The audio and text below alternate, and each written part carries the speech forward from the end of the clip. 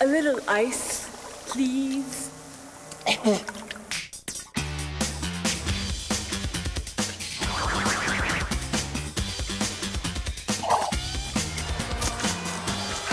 Sports figures, put your brain in the game. Let's say you wanted to build a skating rink right here. No problem, right? You could just throw water on the ground and you'd be in business.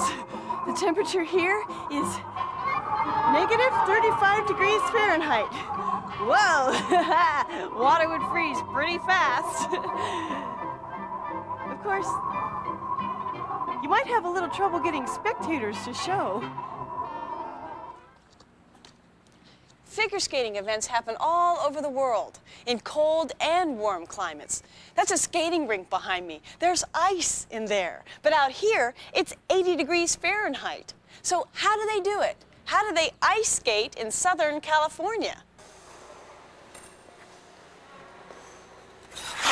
It's easy, right? Like a refrigerator. You just freeze the water. Nowadays, we take refrigerators for granted. Back in the old days, they used to cut blocks of ice from frozen lakes in the winter and store them. Instead of refrigerators, they had ice boxes that were just like a cooler. Primitive, right? But thanks to science, we can now have ice anywhere, anytime. But how does it work? How do we make ice? It's easy to make things warm, right? And you just rub your hands together and you have heat. You can just burn something and you have heat. And you can use that object to make something else hot. But let's say you have a warm soda. Ugh, and you want to make it cold, right? Well, you could add ice. I mean, that's a good way to cool things off. Put them in contact with a colder object. If you had ice. That's Sasha Cohen. She's on the U.S. International Figure Skating team and won silver at the Nationals. She also just represented the U.S. in 2 international competitions and won gold at both. She's poised to be on the U.S. Olympic team. She spends a lot of time on the ice. But does she know how to make it? Sasha! Sasha! Ice is pretty important to you, right? Yeah, it'd be hard to skate without it. So how do they do it? How do they make ice? Well, they have to flood the floor with water first and then get it down below freezing and ice. Ah, so you just add cold. Well, actually, you can't do that. You have to remove the heat from the water. Remove the heat. Well, how do you do that? Well, you have to understand heat. Okay, so what is heat? Heat is a transfer of energy. Sasha! What is this mysterious form of energy called heat? This boiling water is hot. This ice is cold. Now, what that means on a microscopic level is that the molecules in this water are moving really quickly. So, a lot of kinetic energy. The molecules in the ice are moving too, but they're moving really slowly. So, less kinetic energy. The molecules that make up the things in our world are always moving. Always. So everything has what we call internal energy. Hello, molecules. Hello? To make ice, we have to make the water cold, right? And to do that, we have to remove the internal energy, slow the molecules down. See, hot and cold are just how we experience differences in internal energy.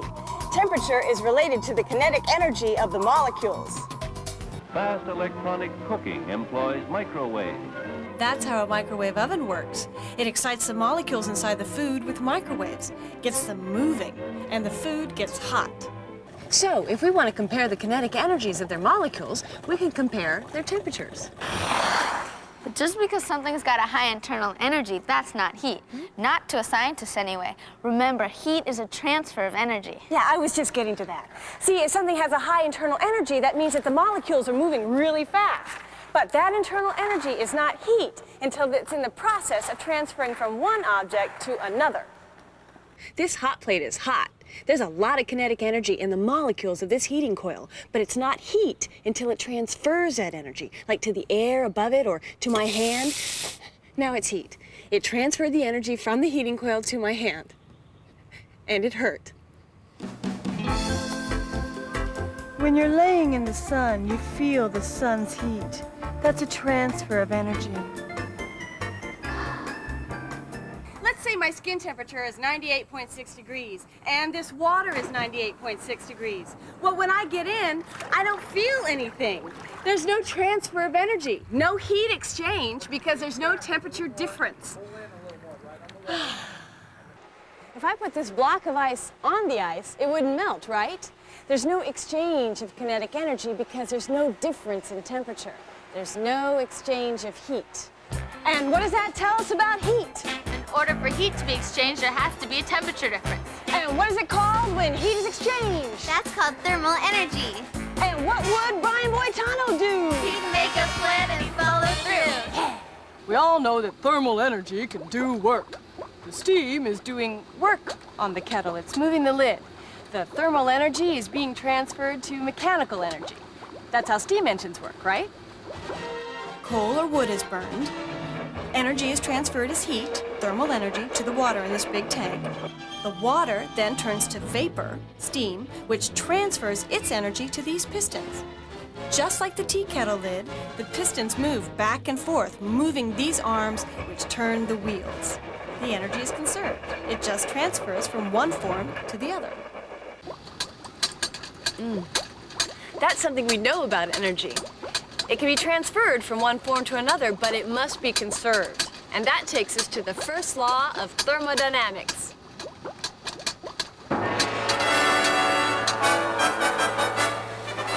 Thermodynamics. Thermo from the Greek word for heat, dynamics for the Greek word for energy. Heat, energy. The laws of thermodynamics are laws about the way heat energy is going to behave. Okay, obviously the Greeks weren't spending a lot of time on skating rinks. Whew. The first law of thermodynamics states that the change in internal energy of the object is equal to the heat added to the object minus the work done. Now, basically that says that thermal energy is conserved. The energy has to go somewhere. It's either transferred or it's accounted for as work. So what does any of this have to do with making ice? Thermal energy from the heating coil is transferred to the water. The water's thermal energy is transferred to the steam. The steam transfers its thermal energy to the pot lid and the surrounding air. Now, if we took all the steam's thermal energy and the lid's mechanical energy, it has to add up to the energy the heating coil gave off to begin with. Okay, Sasha, so we only get thermal energy, heat, when the internal energy transits from one object to another. That's what I was saying. Heat is a transfer of energy. And in order for the energy to transfer, there has to be a difference between the two objects. Right. The temperature. If my hand were just as hot as a hot plate, there'd be no transfer of energy.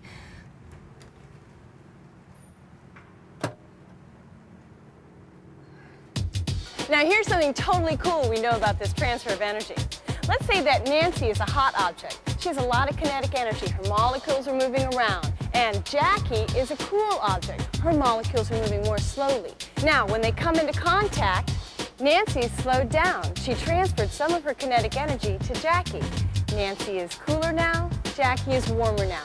But the thing to remember is that high kinetic energy molecules transfer some of their energy to low kinetic energy molecules. And that takes us to the second law of thermodynamics, which says simply that thermal energy transits naturally from objects with greater temperature to objects with lower temperature. Ooh, ow. You can think about the second law this way. If we put an ice cube on hot cement, the ice cube gets hotter, it melts, and the cement gets cooler. Energy would still be conserved if the water got colder and the cement hotter, but it never happens that way. It just doesn't. That's the second law. Is your refrigerator running? You better go catch it. The air outside the kettle is cooler. It has less kinetic energy than the steam inside the kettle. So the steam moves out of the kettle. In the process, it moves the lid, converting thermal energy to mechanical energy. The first law is satisfied. The energy is conserved. And the second law is satisfied. The higher temperature transfers towards the lower temperature. To get the water to freeze in here, you have to remove the kinetic energy. Get the water cooler and cooler until it freezes. It's like running a hot plate backwards. Where's the reverse on this thing? Out here, it's 80 degrees. In there, it's 40 degrees, and the ice is below freezing. To do that, they must be taking heat from in there and transferring it out here. But the kinetic energy is so much greater out here. I mean, it's hot out here. Sasha, that seems like it would violate the second law because it's colder in here. There's less kinetic energy. Well, to get cool to transfer towards hot, you need a heat pump. A heat pump? Think of it like a water pump or an air pump. When you want to get water to flow against gravity, you have to use a pump, right? Well, for heat, you do the same thing. You have to pump it against its natural direction. Ever stand on the wrong side of an air conditioner? An air conditioner is a heat pump. It does work by pumping kinetic energy against its natural direction. It gets the energy to do this from electricity. And it's the same with the machinery that makes the skating rink ice. The machinery is taking heat, thermal energy, from the water and pumping it here where it's about 80 degrees. It's moving the heat. See that guy? He's the ice man. He's Dominic, and he makes the ice. How do you make the ice here? What makes it work? Well, underneath the ice is the network of piping which holds the refrigerant, and that keeps the ice cold. But Dominic, you really can't see anything. Well, you can't see it, but it's there. It's underneath a layer of ice, and underneath the ice is a layer of sand. The Zambonin's pretty cool. Do you ever take it out for a date on Friday nights? No, it'd be kind of lonely. It's only a one-seater. These are the compressors that compress the refrigerant before it's sent back to the pipes underneath the ice. Okay, now what does it compress? The refrigerant we use is called glycol. Okay. Now this is a little more impressive. This looks like a Slinky. After leaving the compressors, the refrigerant flows up here where it releases its heat to the air. Okay, it's a little more impressive. Underneath the cement here is the expansion valve where the refrigerant is vaporized, and from here it's forced throughout the network of piping underneath the ice. Well, it's not much to look at. I mean, it's basically just a long pipe and a compressor and a valve. Basically. Okay. It's simple, but ingenious. Hey, Sasha, did you ever use this? It's canned air. Yeah, but inside it's liquid air. See, you can hear it. And did you ever notice what happens to the valve when you touch it? It gets really cold, right? Yeah. I mean, that right there is the beginning of how you make ice. A liquid turning to gas, just like water turned to steam. Before, when we made water turn into steam, we added heat. But where does the heat in this fire extinguisher come from? From the liquid CO2 inside. When the CO2 liquid passes through this tiny little valve, some of its internal energy, heat, gets used up to vaporize it, and it comes out cold.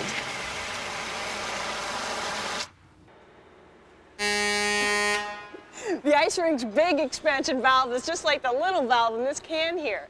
The liquid in the cooling system vaporizes as it passes through the valve, and it cools in the process. That means that flowing through these pipes under here is a very, very cold vapor. Now, the water is warmer, so the kinetic energy in the warm water is being transferred to the vapor in the pipes. That's second law, right? Hey, excuse me. Did you know that there's kinetic energy that's being transferred right underneath you? It's amazing, right? This compressor here keeps the chemical moving through the system. It does the work needed to get the heat moving the wrong way. It takes energy from electricity to push the vapor through the condenser. The condenser turns the vapor back into a liquid. And in doing that, the liquid gains kinetic energy. It gets hotter. The liquid in these pipes is now very hot. It's hotter than the 80 degrees out here. So, second law again. The greater kinetic energy in the pipes, flows to the lesser kinetic energy out here in the air. And they use fins, fans, sometimes cool liquid to extract as much of the heat as possible before it reaches the expansion valve to start all over again. The chemical makes a big loop, evaporating and cooling, taking kinetic energy from the water, being condensed, and transferring heat to the environment outside. And during each cycle, heat is transferred from the water, cooling it until it freezes. And voila, ice. It's so cool. It's cold, actually. So we learned that thermodynamics is how heat behaves, and heat is the transfer of kinetic energy. The first law of thermodynamics states that thermal energy can be transferred, but is neither created nor destroyed. And the second law states that objects with greater kinetic energy will transfer energy to objects with lesser kinetic energy. So Sasha, you came out here today and you volunteered your time. I mean, that's great, but how come? I mean, you could have done Letterman or had lunch with the president or something. Well, I had a lot of fun, and I really think it's for a great educational cause. Oh, and the t-shirts, right? Oh, yeah. Well, that's it. We'd like to thank Sasha Cohen and Dominic the Iceman and our students, Nancy, Jackie, Alexis, and Rebecca, for helping us out here today on ESPN Sports Figures Ice Ain't Easy. Whew, so hot in here.